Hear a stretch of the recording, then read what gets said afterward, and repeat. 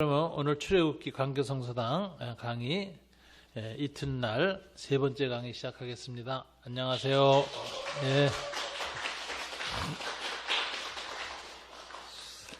지난번에 이제 하나님 모세를 부르시는 장면을 봤어요. 주로 소명. 근데 그때 중요한 건 자기의 이름을 알려주신 것, 그 다음에 세 가지 이적을 통해서 하나님이 모세에게 자기가 무엇을 할지를 계시하시는 거죠.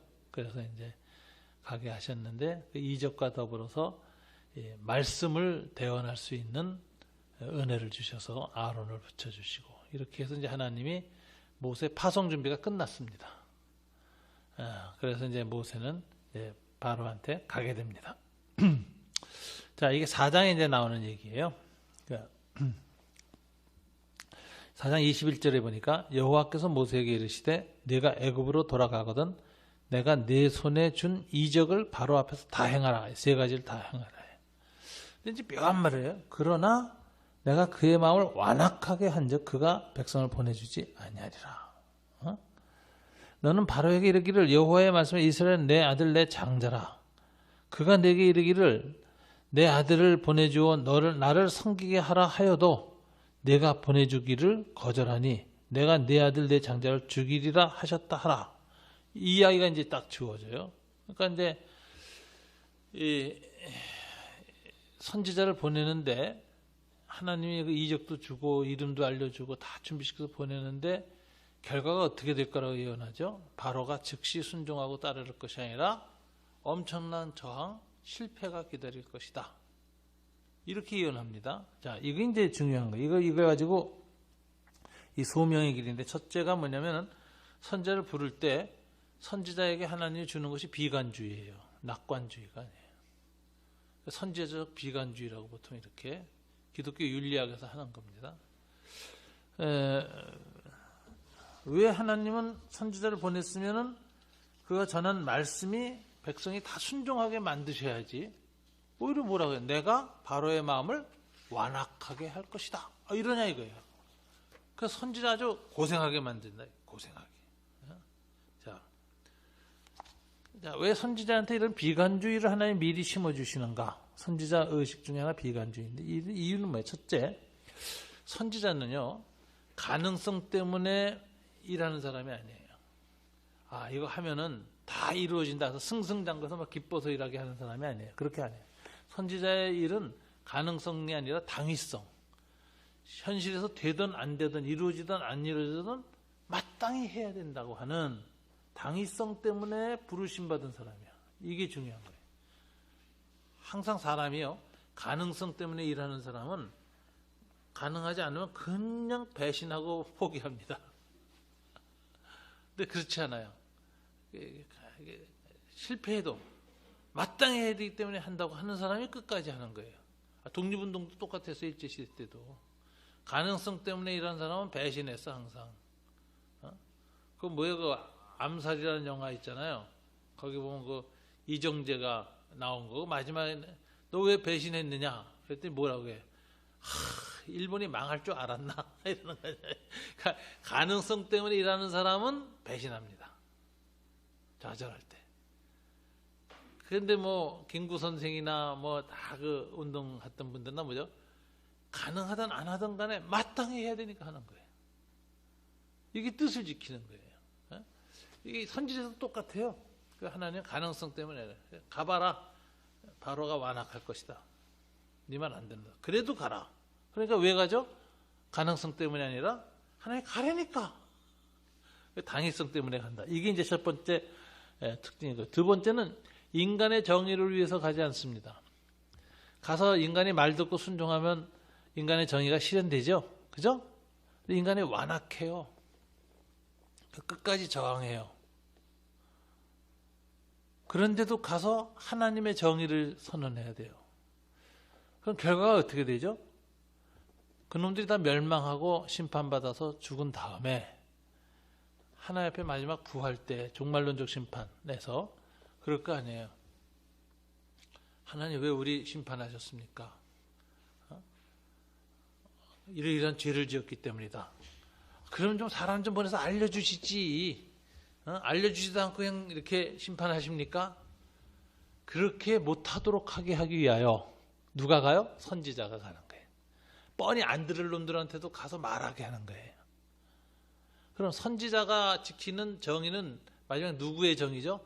하나님의 정의를, 종말론적인 하나님의 정의를 지키기 위해서 가는 거야. 선지자 죽어도 상관없고 그들이 뭐 죽여도 상관없는 거예요. 그가 지키고자 한 정의는 하나님의 정의야. 마지막 정의야. 그래서 비관주의입니다. 그래서 선지자는 자신이나 이스라엘을 위해서 보냄을 받지 않습니다. 누구를 위해서 보냄을 받죠? 하나님을 위해서 보냄을 받아요. 하나님의. 이게 이사야도 그 얘기를 그대로 합니다. 여러분 강의 안에 있습니다. 이사야서 6장 9절부터 13절에 보니까 8절부터 10절까지 제가 한번 읽어볼게요. 내가 또 주의 목소리를 들으니 주께서 이르시되 내가 누구를 보내면 누가 우리를 위하여 갈고 하시니, 이거 선지자 부르는 장면이죠. 그때 내가 이르되 내가 여기 있나이다 나를 보내소서 하였더니 여호와께서 이르시되 가서 뭐라고 해요? 이 백성에게 이르기를 너희가 듣기는 들어도 깨닫지 못할 것이요 보기는 보아도 알지 못하리라 하여 이 백성의 마음을 둔하게 하며 그들의 귀가 막히고 그들의 눈이 감기게 하라. 염려하간대. 하나님 이렇게 말한다. 묘한 말을 해요. 염려한대요. 그들의 눈으로 보고 귀로 듣고 마음으로 깨닫고 다시 돌아와 고침을 받을까 하노라 하시기로. 묘한 얘기죠 이거. 하나님이 깨닫게 하려고 보내야 되는데 하나님 깨달을까 봐 두려워. 그러니까 이미 하나님은 심판을 결정하신 거예요. 이미 늦어서 깨닫기에는. 그런데도 왜 늦은 시간에 이사야를 보내죠? 고치려고 하는 것이 아니라 그들이 얼마나 완악한가를 드러내는 역할을 하고 죽는 게 이사야의 사명이야. 그래서 이사야가 톱에 쓸려 죽잖아요. 끔찍하게 죽어요. 그 왕과 제사장들에 의해서 그 완악함 때문에. 근데 왜 이사야를 보내느냐? 이사야는 승리하고 완성하고 뭐 성공하기 위해서 간 선지자가 아니에요. 하나님의 정의를 드러내는 최후의 증인으로 가서 그들의 완악함을 드러내고 죽는 것. 이게 그 선지자의 특징이야. 선지자가 되는 거 굉장히 비관적이에요. 그래서 목회할 때도 선지자적 목회하도록 훈련받은 사람 굉장히 고생합니다. 제 주변에. 제가 가장 잘 아는 분이 분당 도래교회 박철수 목사님. 그분은 선지자예요. 그분은 기질이. 그래가지고 평생 목회할 때 고생했어. 내가 보기엔 너무 레디컬해. 교인들이 떠나가기가 힘들어. 그래서 자꾸 교인이 떠나. 제자가 떠나고 친구가 떠나고. 그래서 완전 외로워하죠. 떠나면서는 또 다 존경을 해. 그래서 이제 박철수 목사님 같은 경우는 우리가 선지자적 목회자다 이렇게 얘기하죠. 이제 목회자는 어떤 역할도 해야 되죠? 왕적 역할도, 통치, 하나님의 통치를 잘 드러내야 돼. 잘 다스리고 돌보고 해야 돼요. 하나님 나라의 그 통치 공동체. 동시에 제사장 쪽 역할도 해야지. 목사가 용서해주고 치유해주고 위로해주고, 그죠? 이 왕적 제사장적 이 선지자적 이 세 가지가 다 이스라엘 3직으로 기름 부음 받습니다. 거룩한. 이게 다 통합돼서 해야지는 게 예수님이에요. 예수님 이걸 다 이루셨어요. 왕이셨고 제사장이셨고 선지자셨어요. 말씀 다 주셨어요. 그 사역을 위임받아서 해나가는 게 목회자들이잖아요. 사도적 사명. 그러니까 이 세 가지를 다 균형 잡혀서 해야 되는데 어떤 분은 어느 한쪽이 특별한 분들이 나와요. 가끔 시대에 따라. 그러면 이제 고생 좀 해요. 그래서 우리가 하는 말이 선지자 되려고 하지 마라, 고생한다. 그런 얘기를 하죠. 또 성자 비슷하게 되는 분이 있어요. 너무 제사장적 고교율성이 강한 분이 있어요. 그런 분은 세속사회에서 목회 못해요. 너무 고결해서 적응이 안 돼요. 그래서 그분들은 산으로 들어가서 기도원 합니다. 대표적인 분이 토레이신 분님. 횡성에 가서 들어가요. 그분은 선지자, 제사장적 그런 사역을 하는 거예요. 그래서 산속에 들어가서 혼자서 제단 짓고 예배드려요. 우리 교회 이제 올해 이제 우리 수련회 갈 장소 바로 넘어가면은 바로 횡성에 예수원이 있어요. 그래서 그러니까 우리 수련회 끝나고 시간이 더 되는 분들은 예수원으로 건너가서 하루 있다 오셔도 좋아요. 가서 모시는 거 이제 예수원인데 거기에 그 토레이신 분님은 너무 거룩하고 제사장적인 사역을 계속 하시는 분이에요. 그래서 제사장적 사역을 하고 그리고 성자적인 역할을 하는 분들은 또 외로워. 세속에서의 함께 있지만 구속에 들어가 있어요. 그러니까 이 세 가지가 다 골고루 되어 있는 게 이제 사도직인데 이걸 잘 균형을 잡혀야 되는데 하여튼 그 선지자직을 하는 사람들이 있습니다. 그래서 이제 이렇게 이 선지자를 하나님이 보낼 때 낙관주의로 보내지 않습니다. 이사야도 그렇고, 그죠?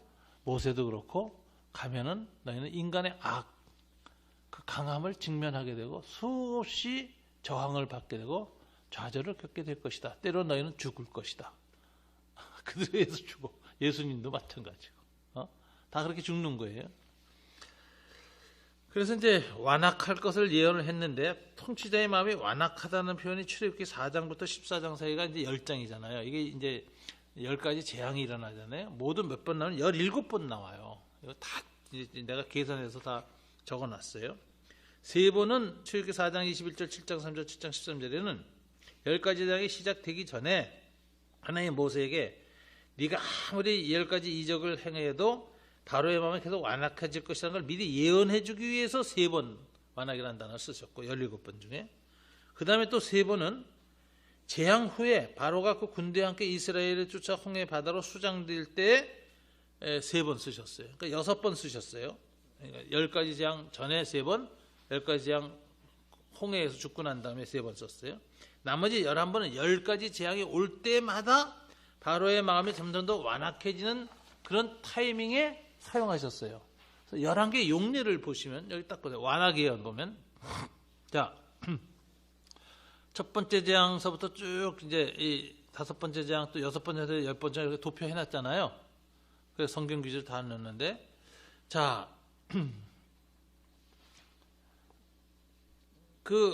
이 4장부터 14장까지 17장 10차례, 17차례에 걸쳐서 이 계속되는 반복 기절, 후령 기절이 완악해졌다라는 거예요. 그 중에 완악이라는 단어를 주어로 사용해요. 스스로가 완악해졌다는 걸 표현한 것이 5번 나와요.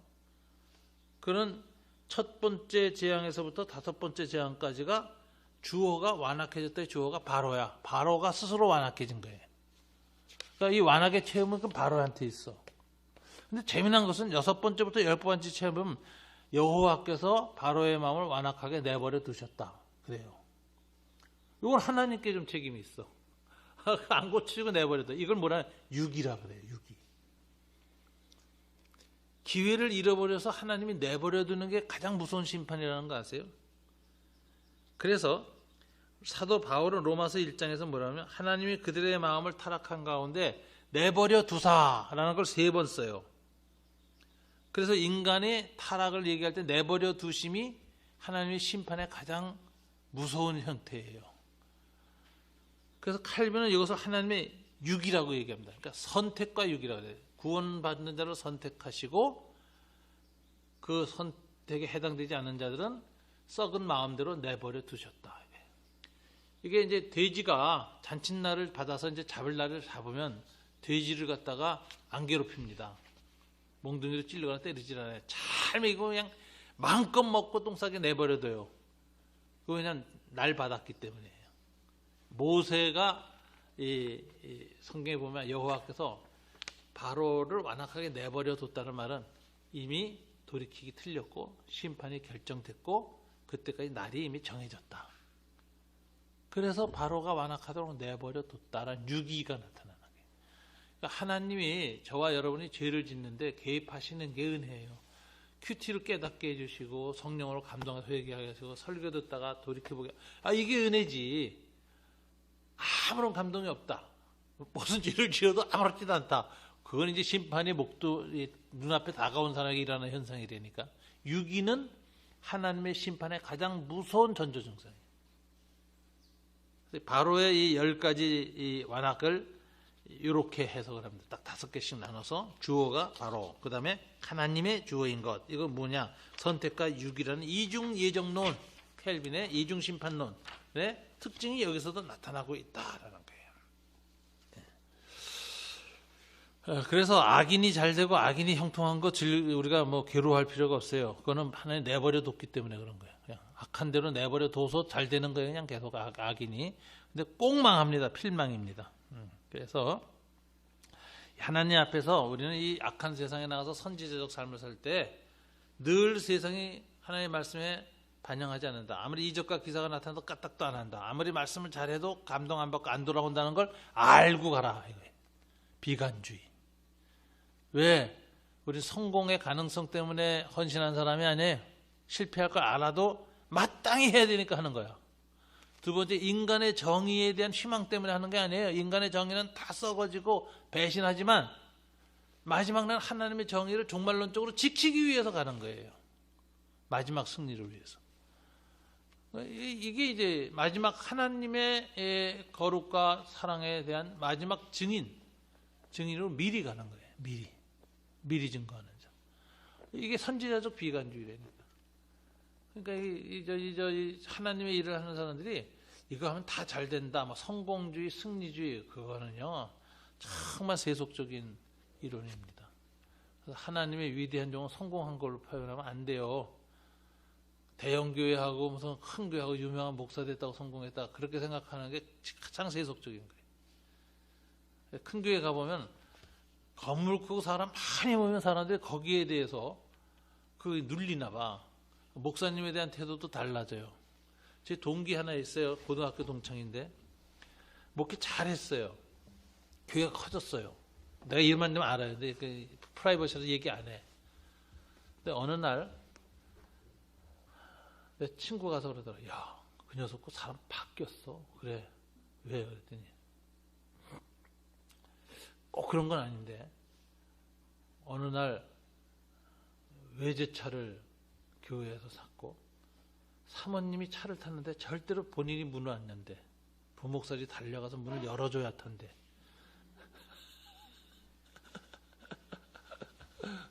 그래서 그 소리 듣고 그 다음부터 저는 우리 교회에 한 번도 강사를 부르지 않았습니다. 유명한 강사거든요. 사람이 변해요. 그러니까 이게 승리하고 아주 그냥 늘 그냥 승승장구하는 사람은 승리주의자야. 그러니까 기독교가 지금 망하는 이유가 기독교 승리주의. 그래서 그냥 다 성공주의. 성공과 승리의 신화에 도취된 기독교. 이게 지금 한국 기독교가 망한 거라니까요. 60, 70년대 걸쳐서 성장하고 부흥하고 나서 스스로 우상숭배가 된 거예요. 그거예요. 그래서 이게 아주 교회의 문제다. 그러니까 승리와 성공주의 기독교 입장에서 보면 세월호가 불편한 거야. 왜 하나님이 승리하고 성공 못해? 왜 그 40명, 50명 된 애들이 죽어가고 기독교인들이 다 난리치고 부모들이 그랬는데 왜 그 세월에서 구원을 못해? 하나님이 다 그냥 구원해가지고 그냥 다 전원 구원해가지고 막 만세! 그러고 하나님 우리 기도 들어주셨다 그러고 막 광화문에서 감사 기도가 터져야지. 승리주의 관점에서 보면요, 세월호 같은 사건을 해석할 수가 없는 거예요. 우크라이나 사건을 해석할 수가 없는 거예요. 미얀마 사건, 왜 악이 승리하는지. 이게 이 승리주의 또는 성공주의 기독교는 천박합니다. 아주 세속적이에요. 이제 하나님의 죽으심을 이해 못하고, 하나님의 약해지심을 이해 못하고, 하나님의 숨어 계심을 이해 못하는 천박한 세계관을 갖게 되죠. 그래서 사람이 늘 승승장구하는 거 굉장히 위험한 겁니다. 좌절하고 실망도 하고 고뇌하고 왜 안 될까에 대해서 고뇌하고 왜 안 될까 해서 하나님께 막 붙들고 기도하는 자세가 필요해요. 제 친구 중에 한 명이 상당히 유명한 사람이었는데 회개하고 예수 믿고 목사 됐어요. 그러니까 목사 되면 그 세속적으로 유명했던 사람이 많이 붙을 거 아닙니까? 그래서 이제 교회를 개척했는데 이상하게 안 되는 거야, 교회가. 모였다 흩어져 모였어요. 그래서 이제 그 교회에 한번 집회를 갔었는데 나한테 그러더라고. 이 목사, 나 새벽마다 하나님께 기도하는 게 그거야. 하나님, 나 부르신 거 맞습니까? 불렀는데 이렇게 안 되죠. 그 하나님에 대한 상처와 절망이 커요. 근데 그 이유를 가만히 보면은 승리주의 기독교에 세뇌되어 있었기 때문에 그래요. 전에 있던 교회도 굉장히 큰 교회였거든. 부목사 할 때, 수석 부목사 할 때. 그러니까 나가면 다 그렇게 될 줄도 생각하고 개척했는데 안 되는 거예요. 그럴 때 굉장히 좌절이 커요. 세월호가 물속에 들어갔는데 하나의 응답 안 한 것 때문에 얼마나 많은 좌절이 왔습니까?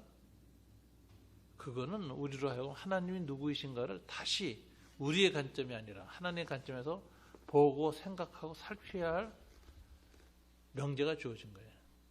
십자가에서 죽은 하나님, 고난받는 자들과 함께 하신 하나님, 배와 함께 바닷속에 가라앉으신 하나님에 대해서 생각을 해야 돼요. 그런 생각하기 싫은 거지 다. 대부분의 보수교회는 세월호 입에도 달지 않습니다. 세월호 위해서 기도도 안 합니다. 국가보상금 다 받았는데 뭘 더 해. 이렇게 얘기를 해요. 지금 7년 8년째 뭘 또 기억을 해. 냉소적이에요. 근데 저는 그렇게 생각하면 안 돼요. 그 사건은 굉장히 우리 시대의 예수의 십자가 사건하고 비슷한 사건. 한국교회는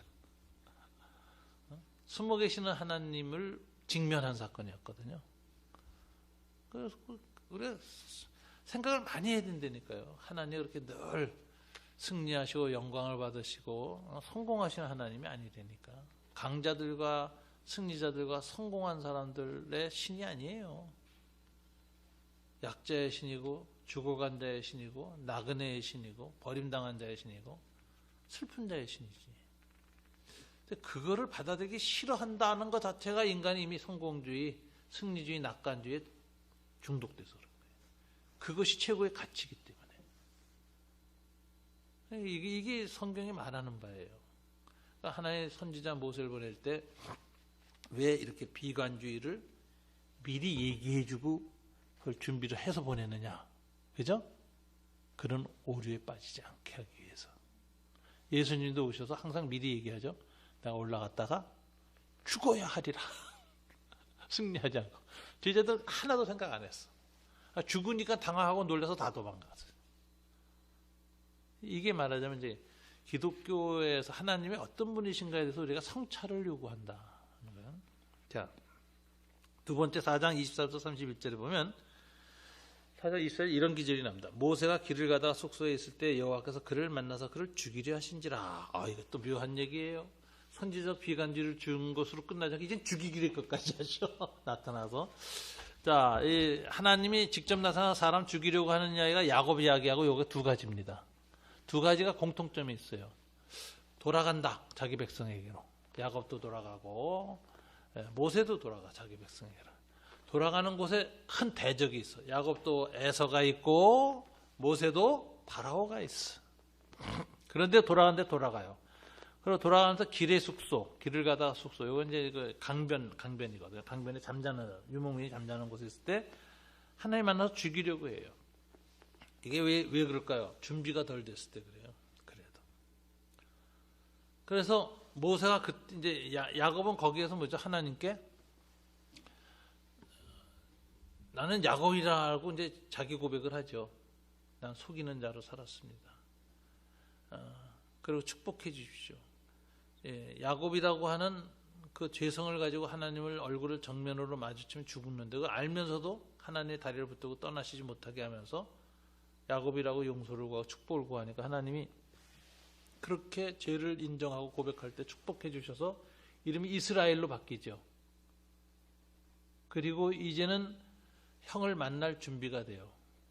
그래서 그 사건 이후로 맨 뒤로 가던 야곱이 보물 뭐 이런 거 다 제껴두고 맨 앞으로 가서 변화된 얼굴로 형님을 맞이하고 합니다. 그러면서 형제 화해가 일어나요.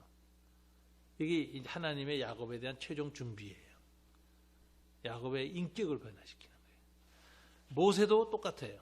지금 이적도 체험하고 세 가지 지팡이도 들고 뭐 아론이 또 다 따라올 것도 믿고 이제 해서 가는데 마지막 2% 부족한 게 있어요. 하나님의 언약에 대한 신실한 태도가 없어요. 그래서 하나님이 나타났는데 이때 하나님이 이제 모세를 죽이려고 하다 떠나는 사건은 뭘 때문에 일어나죠? 십보라가 두 아들의 표피를 베요. 할례를 행하여. 이거는 하나님의 할례라는 건 원래 언약의 표식을 인간의 생식기에 두는 거잖아요.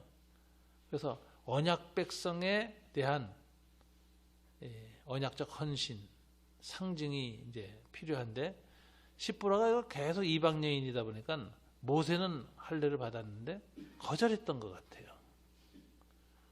근데 이걸 함을 통해서 십보라도 그렇고 모세도 그렇고 하나님의 언약 관계가 다시 확인이 되는 거예요. 그래서 이제 언약적 신앙이 새로 잡힌다는 거죠. 이 폰나드가 이 야곱에게 약복강에서 나타난 사건과 모세 하나님이 기레식소에서 죽이려는 사건은 똑같은 사건으로 있고 유사성을 세 가지입니다. 그리고 결정적인 건 뭐냐면 부르심에 합당한 헌신의 부족을 완성시키는 사건이다 이렇게 얘기를 했어요. 그래서 이제 십보라가 당신의 하나님은 뭐냐?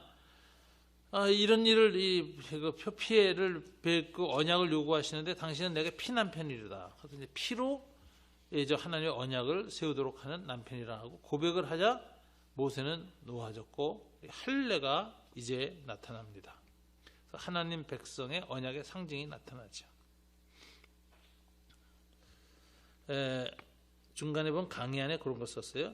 구약학자 테렌스 프레다임은 출애굽기 4장 24절 하반절을 하나님께서 그를 죽이려고 노력하셨다라고 해석합니다. 이 노력하셨다는 말은 하나님께서 모세를 즉시 죽이려고 하지 않는 노력을 강조하는 해석으로서 모세와 십보라로 하여금 하나님의 의도를 깊이 생각하고 십보라에게 할례를 행할 시간적 여유를 주시며 그를 언약 계약 의식으로 이끄시는 하나님의 모습이 보인다고 주석했습니다. 이 주석 상당히 의미 있어요. 죽이려고 했는데 굉장히 뜸을 들이면서 노력했다는 거예요. 그래서 결국은 이 하나님의 노력에 반응해서 십보라가 언약의식을 행했다. 언약의식을 행했다는 건 하나님과의 언약관계를 체결하는 거예요. 가문이. 그래서 언약 가문이 되는 겁니다. 자, 장자의 피를 십보라가 모세의 발에 바르는 사건은 어린 양의 피를 집의 문설주에 바르는 사건과 같은 예언자들의 예언 행위입니다. 이때 모세가 갖게 된 새로운 이름이 피난편입니다. 이제 십보라는 남편을 피난편이라고 불러요. 이제 별명이 된 거죠. 이건 말하자면 생명의 계시 행위를 가르치는 것입니다. 그래서 이제 이런 것들을 신약성에서는 할례를 성령 세례 받은 게 할례라고 얘기합니다. 그래서 빌립보서 3장 2절부터 3절을 제가 읽을게요. 개들을 상가고 행악하는 자를 상가고 몸을 상해하는 일이 할례거든요. 할례를 상가라. 하나님의 성령으로 봉사하며 그리스도 예수로 자랑하고 육체를 신뢰하지 아니하는 우리가 곧 참 할례당이다 이렇게 주장해요. 그래서 이 구약의 표피를 빼는 그 할례와 달리 완성된 할례가 뭐냐? 성령께서 우리에게 세례를 주시고 우리의 옛 자아를 잘라내 버리는 것. 그래서 새로운 자아가 형성되는 것. 이게 할례고 성령 받는 거고 성령 세례입니다. 그래서 이 피난편이란 십보라의 고백 이것은 오늘날 어디서 일어나요? 성령으로 일어납니다. 그래서 바울은 성령으로 아니하고는 누구든지 예수를 주시라 할 수 없느니라 이렇게 하는데 이 성령 세례가 즉 피할례라는 것을 우리에게 신구약 성경은 알려주고 있습니다. 그래서 이 소명의 길이라는 제목으로 했는데 하나님이 모세를 소명의 길로 이끄실 때 독특한 체험을 줍니다. 첫째는 의식을 바꾸죠. 선지자적 비관주의를 심어줘요. 이것이 있었기 때문에 가서 절망하지 않은 거예요. 바로가 10번이나 거절해도 모세는 이룰 줄 알았다. 하나님이 말씀하셨다. 그리고 그걸 극복해 나가는 거죠. 두 번째는 피난편 의식을 통해서 언약 의식을 신실히 행해요. 그래서 이것이 마지막 10가지 장에서 문설주에 피 바르는 일을 모세가 그 두 아들의 피를 통해서 그 집안의 언약적 구원을 미리 체험하는 일을 겪은 것이 이제 이스라엘 공동체 전체한테 일어나는 겁니다. 자, 이렇게 해서 선지자의 그 길을 갔다 하는 게 그러니까 이제 의식을 바꿨다. 그리고 언약 관계를 확실하게 해서 이제 마지막 2% 부족한 헌신을 모세가 하고 드디어 애굽 땅에 들어갑니다. 오늘은 여기까지. 모세의 소명, 여호와의 이름, 그 다음에 모세의 준비, 세 가지 이적과 말씀, 그리고 이제 이어서 소명의 길에서 산에 준비시킨 선제적 비관주의라는 그 의식과 그 다음에 그 피언약, 피난편, 이것을 통해서 하나님은 이제 모세의 준비가 다 끝났습니다. 다음 주에는 이제 모세의 10가지 재앙, 그것을 살피도록 하겠습니다. 다음 주에는 정말 준비해야 될 것이 여러분들이 그 이집트 신화를 이해하는 거예요. 그 10가지 재앙의 모든 대상은 이집트 신화의 신들이에요. 그래서 그 신들의 전쟁이라고 불렀거든요.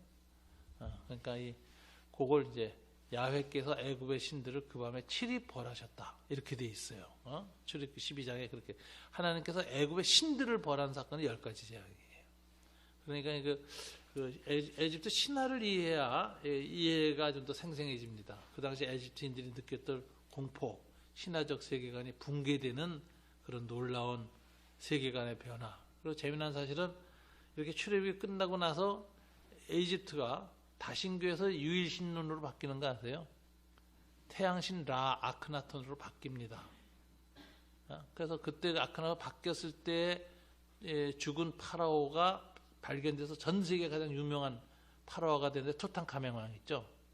투탕카멘왕 아버지가 아메노텝, 그죠? 아크나톤이 태양신 태양 파라오 아크나톤인데 그때 유일신교로 바뀌어요. 그러면은 다신교였던 이집트가 몇천 년간 이집트가 다신교였다고요. 그런데 왜 유일신으로 바뀌었을까?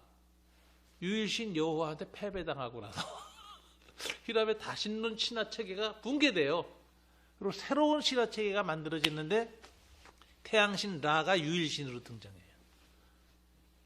그게 이제 역사적으로도 이렇게 이집트 문명의 변화를 볼 수 있죠. 예. 좀 이집트는 연구할 게 너무 많아서 역사학자, 고고학자 이집톨로지라는 학문이 있어요. 이집트학. 최근에 그 투탕카멘 파라오의 발견 이집트학의 이제 최고였는데 지금부터 약 10년 전에 사크라라는 곳에서 이집트 대사제 아호메티의 그 무덤이 최근에 발견돼 가지고 이집트학에 아주 새로운 전개가 왔죠. 왜냐하면 그거는 BC 4000년 무덤이 발견됐거든요. 그래가지고서 그 사람들의 사고방식을 이거 좀 다 이렇게 해가지고 상형 문자 다 번역이 됐는데, 그거는 이제 모세의 출애굽보다 2000년 전이에요. 그럼 모세의 출애굽보다 2000년 전이다 그럼 거의 어디냐? 아담이 이제 지금 성경 짧은 성경 한 사람도 6000년 얘기하잖아요. 창조가. 노아 홍수 한 4000년 보거든요. 5000년, 4000년. 그러면은 노아 홍수 바로 직후에 바벨탑 세워져 할 때에 무덤이 발견된 거예요. 근데 상형 문자가 있었어. 그리고 온갖 부장품이 있고 그들이 섬겼던 신들의 모습이 있고 있는데, 이래가지고서 이집톨로지가 이집트 학문 역사상 최근에 대격변을 맞이했습니다. 뭐 난리가 났죠. 전 세계적으로 고고학자들이. 그래서 그 다큐멘터리도 나왔어요. 톡을 발견하는 과정을 다 찍었더라고. 제가 가만히 보니까 아이고 이집트 연구한 사람은 뒤집이는구나 이렇게 됐어요. 그럼에도 불구하고 이제 우리 기독교인들은 이제 BC 2000년이 아니라 1500년 경에 일어난 이 이집트의 출애굽 사건이 이집트 역사의 가장 결정적인 사건이라고 우리는 보지요. 그 후에 투탕카멘이나 그 전에 아호메티가 아니라 가장 결정적인 것은 BC 1500년에 출애굽 사건이 이집트 문명에 결정적인 영향을 미쳤다. 어디까지 영향을 미쳤어요? 태양신 아크나톤 숭배로 유일신 체제로 잠시 바뀌어요. 그럴 정도로 큰 영향을 줬어요. 그래서 다음 그 10가지 재앙 공부 다음 주에 할 때에는 이집트 신화를 좀 공부하면 좋겠는데, 제가 해놓은 거 찍으신 게 만화 영화거든요. 한 8편인가 연속 이어져 있어요. 계속 찾아가시면서 한번 이집트 신화를 알고 오시면 훨씬 좋을 것 같습니다. 감사합니다.